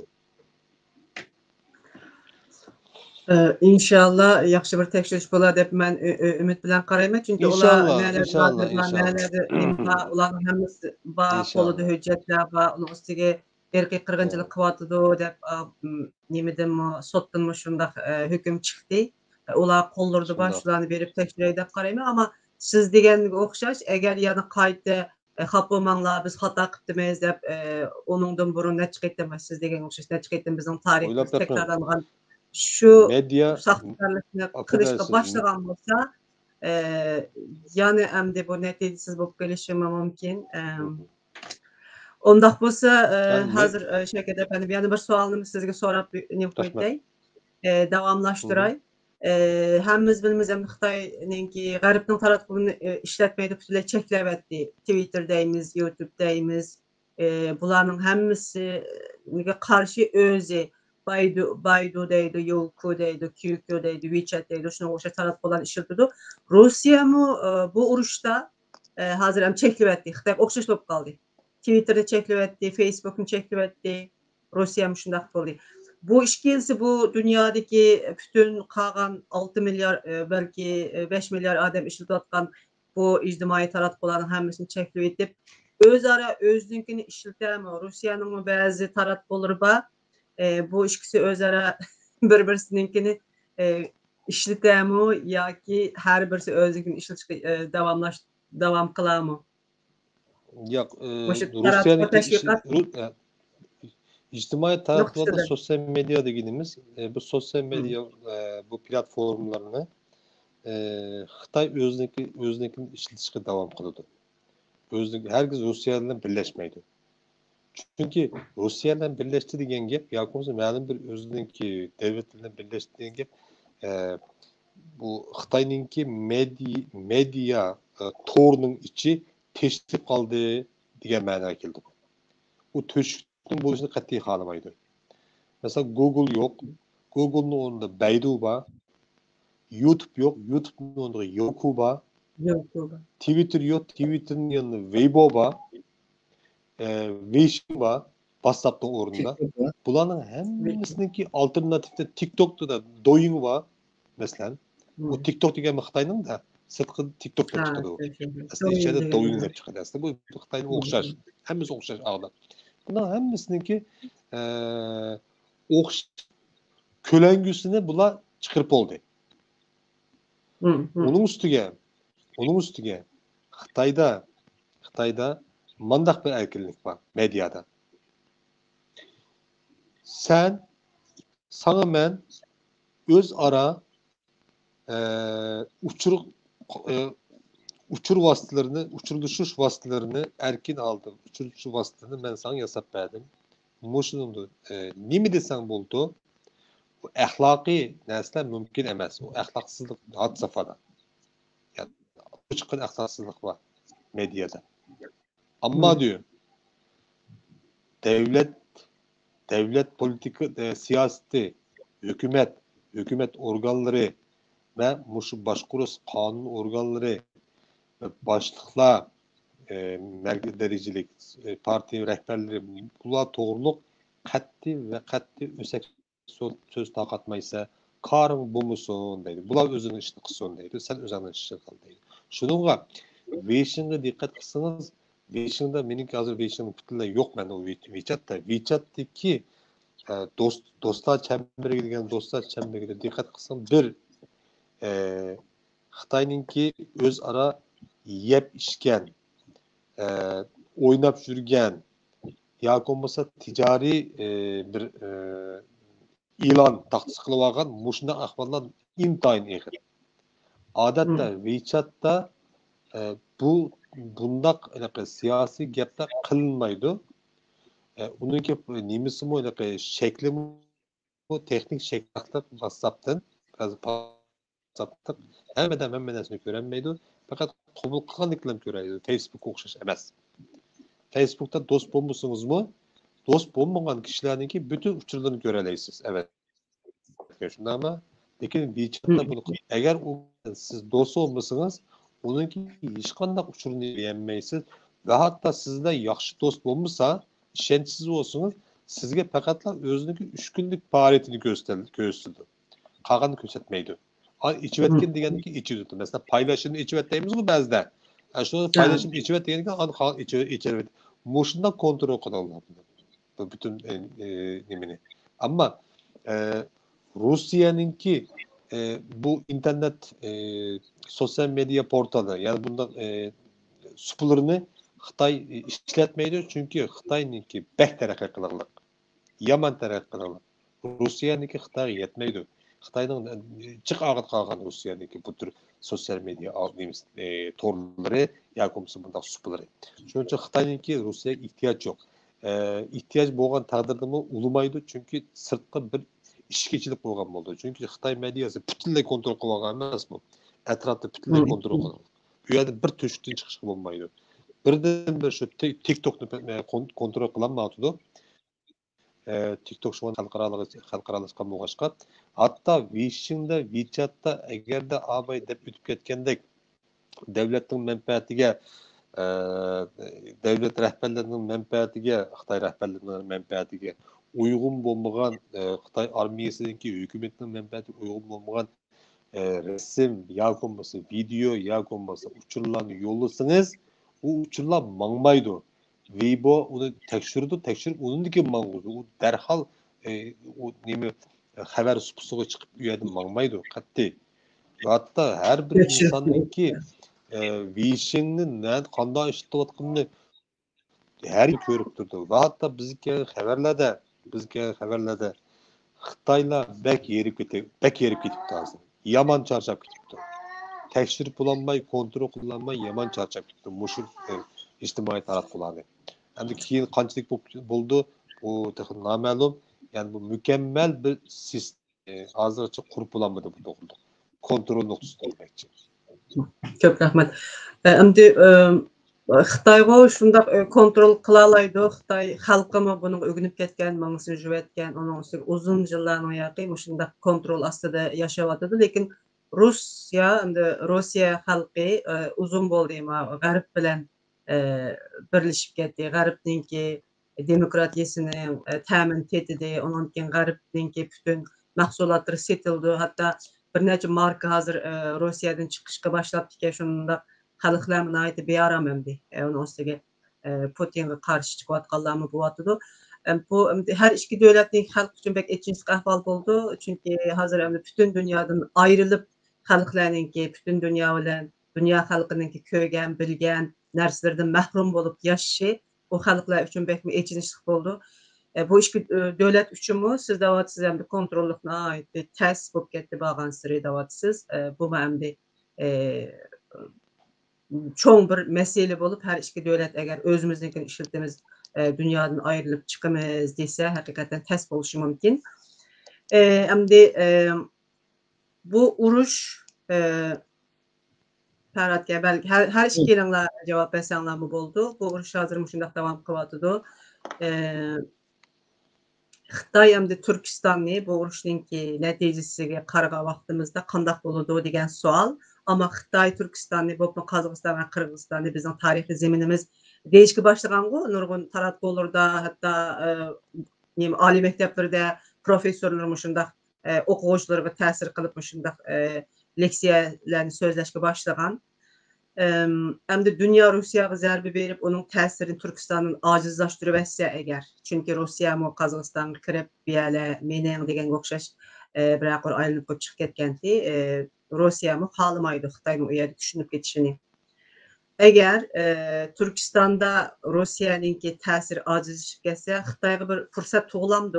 Yani bir sualym koş bir däwetde Türk milletleri için tarihi bir fursat tuguldy diýip garaşyk bolamdy. Hem eger dünýä Xitayga mı karşı çıkıp Russiýaga mı karşı çıkıp bu ikisiniň täsirini ajizlaşdyryp etse hem de Türkistan üçin bütün Türk milletleri üçin bir fursat tuguldy diýip garaşyk bolamdy. Merhamet. O bilen şu birinci sualyňyzda o näet moýun bir sual ama haterlik bir näse. Eger Russiýa ajizlap çyketse Xitay ýa-da boşlukny tolduruş uğrunamydy. Bu bolgan tarihte bir kıtım.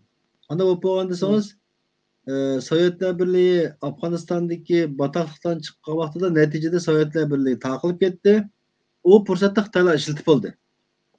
Şanghai 5'lisi yani Şanghai'deki 5 devlet diyen şu teşkilat diyen şu Rusya aciz düşken vaktin paydalanıp Xitay kılağına iş o. Hem de bu kıtım Xitaylarının tekrar bu Türkistan'da yeni bir fırsatın paydalanışına 2 tane tosalgı var. Biz o Xitaylarınki propagandasına karmaylık Xitay zaten adette o. Zaten bu 2020 yıl 4. ayının 12. günü Xitay taratqularında başladı. Keyin Kazakistan'da münayeti inkas kozgaldı. Kazakistan Xitay devletinin koyuna kaytıp geliş demiş ki bunda aldıraydı dep bir makale çıktı. Bundan keyin Kazakistan Taşkı İşler Ministerliği Xitaylarını çakırıp neyin gep bu dep hesap sorap baktı. Yani Xitay'da bak Xitay'ınki hazır o şekilde hesap kıvatkan 35 tane rayon var. Bir kısmı Hindistan'da, bir kısmı Burma'da, bir kısmı Vietnam'da, bir kısmı da bir yerde var. Bu Xitaylar bunu halk arasında aşında bir malumatına halklarının kalıcı sığındırış için bütün malumatlar var ama dikkat kılın bunun bu Pompeo en ahırki karşı nimet edesiniz oturağı severip 5 tane cumhuriyetin toplagan Pompeo. O saylamdan 2 ay burun boz gerek. Mahsus verip 5 tane Türk Cumhuriyeti'nin Dışişleri Bakanlığı'ndan jığıl kıldı bu. Bence o vaktin tatip zaten eğer Rusya size oylagan meselene bence bula oylaştı. Biz Rusya'yı zayıf düştük ama Rusya boş kap koyanı Xitay gelmez kandak kılımız dep oylaşkan. Onun için deymen. Xitay'ın bundan neydi oluşu mümkün. Ama Xitay müşterikom Tacikistan'da qarzını üstüge tuprak kılıp Tacikistan'da mı öyle korkusudan biraz demege demegen bilen tuprak kaybediş bir devletninki o asan unutup kaldığın bir ölçmenlik emas o. Sözde Tacikistan %3'te tuprağını verirken bilen onun nemesini teminliği şidikeli omutak turuptu. Kırgızistan'da mı hazır Xitay'a karşı bunun 5 yıl burunki vaziyet okşumaydı. Yani bütün Xitay'ın etrafındaki bu Türkistan Cumhuriyetleri bunun 5 yıl burun Xitay'a boğan köz kuruşlar bugün köz kuruş okşumaydı. Kazakistan'da bazı Kazakçı taraflığa karşısınız Kazakistan TV'lerde Xitaylarınki u yerdeki yayılmacılık planlarına ciddi şekilde bir imkans var. Yani demek olan dersem Rusya şüphesi o. Bence Xitaylarının aldığı iki tane tosun var. Birisi o cumhuriyetlerdeki mesela Avrupa buna hesabını kıldı. İkincisi Türk Dünyası Teşkilatı demiş ki birden birge konseyden Türk Devletleri Teşkilatı oldu. Bu Türk Devletleri Teşkilatı Türk'se oturup çıkmadı. Ötkencili hatta bizden Şarkı Türkistan Cumhuriyeti'nin kuruluş günü de bugünkü naitlik taatınçak bu şekilde Türk konuşkan Milletler Birliği Konsey Kenaş dep jügen tok Türk Devletleri Teşkilatı kuruldu. Bu degen Birleşken Devletler Teşkilatı'la okşaş bir kavram bu hukum. Ve Xitaylarning kelgüsüde Rusya yıkılıp düşken vaxtida Xitay tekrar bir kelip kelmesinde o bir güç. Onu o kişinin farkında Türkiye bek bulanmagan buluşu mümkün. Türkiye onun farkında değil. Zaten onun 5 ay geldiğinden körvatımız onun ahmet verilmegen bu anlas ama bu bir güç karak. Şuna hem de hazır o vaxtlarda Xitay'ın karşısında Rus'tan başka güçlük bir teşkilat yoktu. Hem de hazır Xitay'ın Şanghay İşbirliği Teşkilatı'na mukabil teşkilat var. Türk Devletleri Teşkilatı. Bu Türk Devletleri Teşkilatı'nı bence bu Avrupa'daki mesela Amerika Birleşik Devletleri çoğu devletlerinin bu işte ya haberi var ya bulmasa köz kırp diye mavuslar biraz küçülünler diyen gap var bir yerde. Onun için Xitaylar burunkudaki asallama Rusya'cı kılıp düşse kem kagaymen tolduray deyişi burunku okşumaydı. Bu bir. İkincisi Xitay'ın ağzı bir qancha birden dikkat kılış gerek. Yani Xitay'ın etrafında ciddi şekilde hareket var. Şuna bu Xitay'la hazır nimeге doğru geldi bilir misiniz? Bunun 150 yıl burun Zozon tam bizden şarkılarını bastığı vaxtıda şu vaxtda şu Sırış Tayxonun sarayında bir taray tartışı olgan. Seyfan Hayfan dep yani. Karadan devleti qoğdamdıq, denizden qoğdamdıq dep. Xitay bence yani şöyle kep kaldı. Çünkü bu Cenubi denizde Xitaylar'a ait ciddi bir nimide şu an. Tehdit aslında. Onun için Xitaylar en azından şu an Şarkı Türkistan Türk koymasından çağrısızdaydı. Yani Orta Asya'ya hazırca geçkan ornağa Şarkı Türkistan'da kolumuzda kolap kıladigenden şunun çağrısını oylaydı ve takım bekire kemimçilik için hazırca uç kaşkara cesaret kılması mümkün. Yani şu anki vaziyette Xitay'ın Rusya'nın acılıktan faydalanıp Orta Asya'da açap duruşunun aldıda iki tane tosalgı var. Birisi Cumhuriyetler, burunku Cumhuriyetler emas. İkincisi bir Türk Devletleri Teşkilatı. Yani ki dünyamın aydı dikkat kıtırvatı da bayıdın dep ötüp kettik bütün Xitayga ve Rusya'ya hem de əslaş Xitayga dikkat kılışka başlagan hem de Rusya çıktı. Bu ikisi acizlaştırışınki koyda. Bu hem de Uygurlar üçün mü nəhayət yaxşı bir fırsat buluşu mümkün. Bundaq bu ahırkı sualımız bir yarım saat bolup kaldı programımızda. Her işkilinler üçün. Bir iki cümle bilen jığınçaqlap cevap versenler söyleyeyim. Bu uruş dünyadaki ve dünyadaki bu özgürlükle Uygurların taqdiriga qandaq ta'sir qiladi? Çoxum yaxşı Adam tərəfdən yaxşı təsir qilishi yerine mümkün. koyduğu Tərəf şey, təsirlə başlaydı.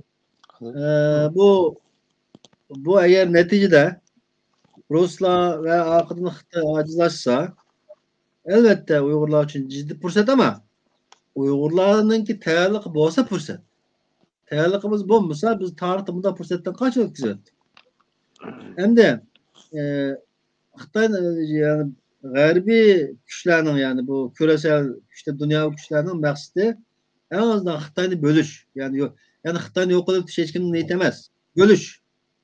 Zaten bu işin devamı da Tayvan meselesi, Hong Kong meselesi ular bizden mi tahmin bekrek tayyor. Mesela Hong Kong'la bizden bekrek tayyor. Tibet mi bizden bekrek tayyor. Moğoliston desek her ne kadar hazırki işki Moğoliston'da Xitoylashib ketdiga bile hemen yanında bir de Moğoliston devleti var unutib qolmaylik. Çünkü bu fırsatda en çok küçük çıkış olan biz, küçük gerek olan biz. Hem de bu kadar dikkat kıldığın anlamı bilmeymen. Bu Ukrayna'daki uğruş uzap ketip kalsa sürgünde Ukrayna hükümeti kuruş dep bir nime çıktı bir ufkum. Ben bu ufkumla alıp gayet hoşup kettim. Neymiş kaldı sana? Bugünküçe bizdenki Şarkı Türkistan sürgün hükümeti kurulduğuna 15-20 yıl bolup kaldı. Ama dünyanın dikkatini tartamadı. Eğer bu kıtım Ukrayna sürgün hükümeti de bir kavram, bir ufkum, bir terim oturup çıksa bu terimden, bu ufkumun dünya tarafından kabul kılınışı nayet tız oldu. Çünkü Ukrayna dünyanın kendikidek bir yer. Onun deyin ki halkaralık sorunlarda işte Ukrayna'daki sürgün hükümeti, Akıdın Şarkı Türkistan sürgün hükümeti dese dünya cemaatçiliği buna tabii şekilde karşılaşmaya başladı. Hatta ben şunu da oyladım, belki biraz hayalperest kalmış mümkün. Ukrayna sürgün hükümetinin ortaya çıkıştaki maksat mı? Şarkı Türkistan sürgün hükümetini meşrulaştırış için buluşu mümkün. Yani bu mesleği baştan karışım lazım. Zaten bu uğraşının neticesi yani eğer Ukrayna uğraşının ahırkı maksatı Xitoyni parçalash degan keldik ku eğer. O cihetini aytganda yakında o'tirib chiqqan Ukrayna sürgün hükümeti degan kavram o'tirib chiqsa bu bana bilan yani buğdayning sayesinde qalmoq ap suv ichdi deb bizning Sharqiy Turkiston sürgün hükümeti degan hukmni dunyoninki nimasiga ko'zidan normal bir narsadek nima qilish mumkin.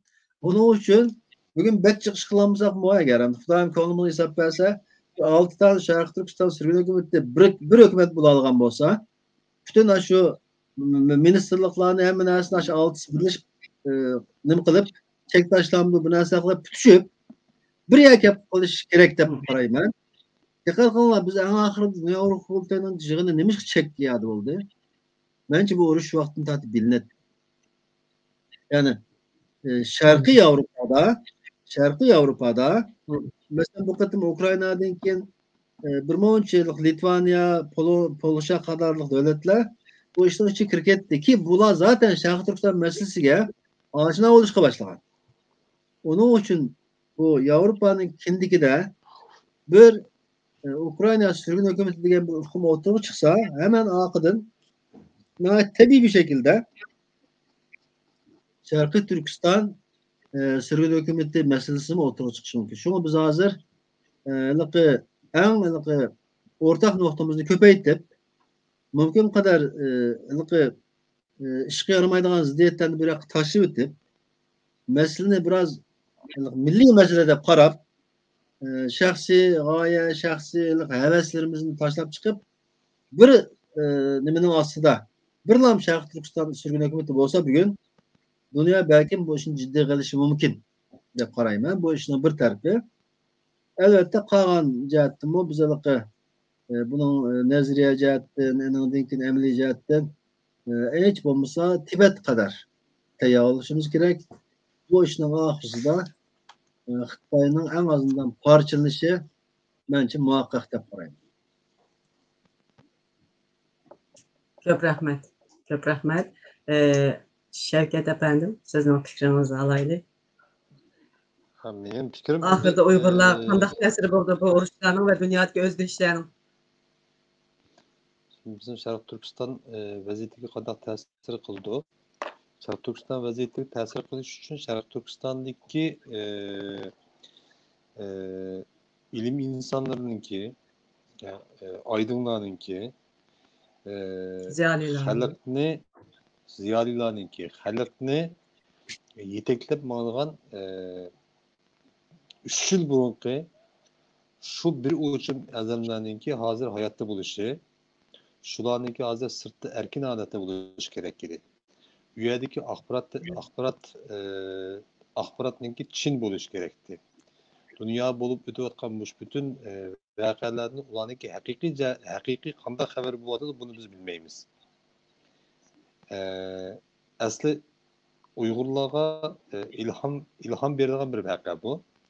Gerçi Ukrayna meselesi biz anlaşamıyorsak mı ya Rus tarafı tuturanmayız ya Ukrayna tarafı tuturanmayız. Ularınki özünki uruş çetili.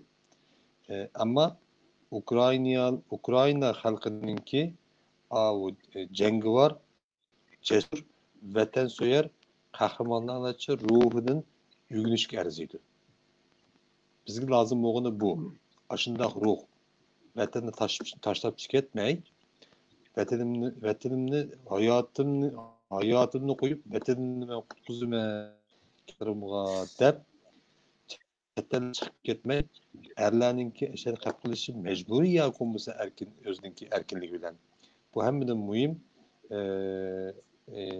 besim ostida turayotgan asorat turayotgan millatlarninki bularninki ruhidan o'g'ilishga arziydi deb qarayman.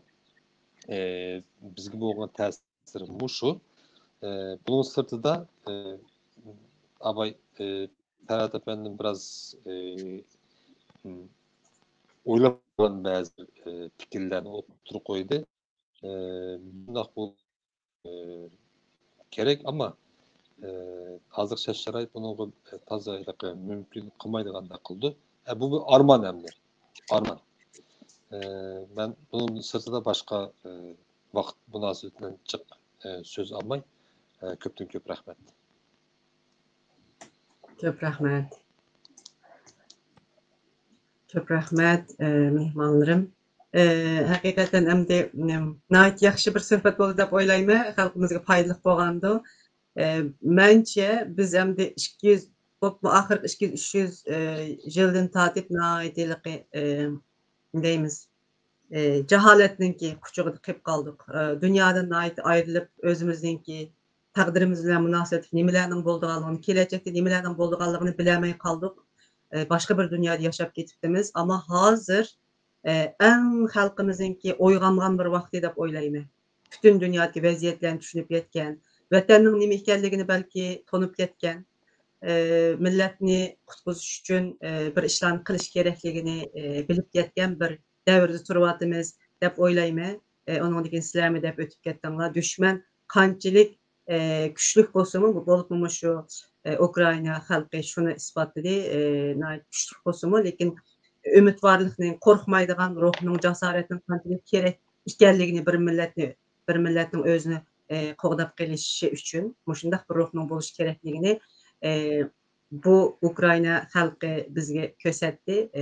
Bu jihatdami bizga foydali bo'ldi hozirgi vaziyat yoki Uyg'ur xalqininki shu urushga nisbatan nimalarning bo'layotganligini bilishni xohlashi, shunday programmalarni qilishimiz foydali deb o'ylayman. Va menmu sizlarning orzularingizga o'rtoqlashima, ittifoqlashib vatanimizni, xalqimizni qutqizish uchun shu dunyodagi o'zgarishlar Uyg'ur xalqiga foydali bo'lsin. Artık bu qulluqdan qutulib erkin azade o'zimizning vatanimizda yashashga nasib qilsin deyman programni. Shu umid bilan oxirlashtiraylik. Ko'p rahmat aytma, vaqtinglarni chiqardinglar. Mustaqillik xiyol emas. Mustaqillik xiyol emas. İşiniz gerek ya. İşiniz gerek. Ümit var bo'lishimiz kerak. Ümit var bulaylı. Mustaqillik xiyol Ümit emas. bizga yar bo'lsin. Ümit bizga yar bo'lsin. Amin. Xudoyimga omonat emse. Yana bir programda Rahmat. görüşkice Xudoga aman emanet bolinglar. bo'linglar. Xayr xoş. İnşallah. Rahmet. Rahmat sizga. Xudoga emanet.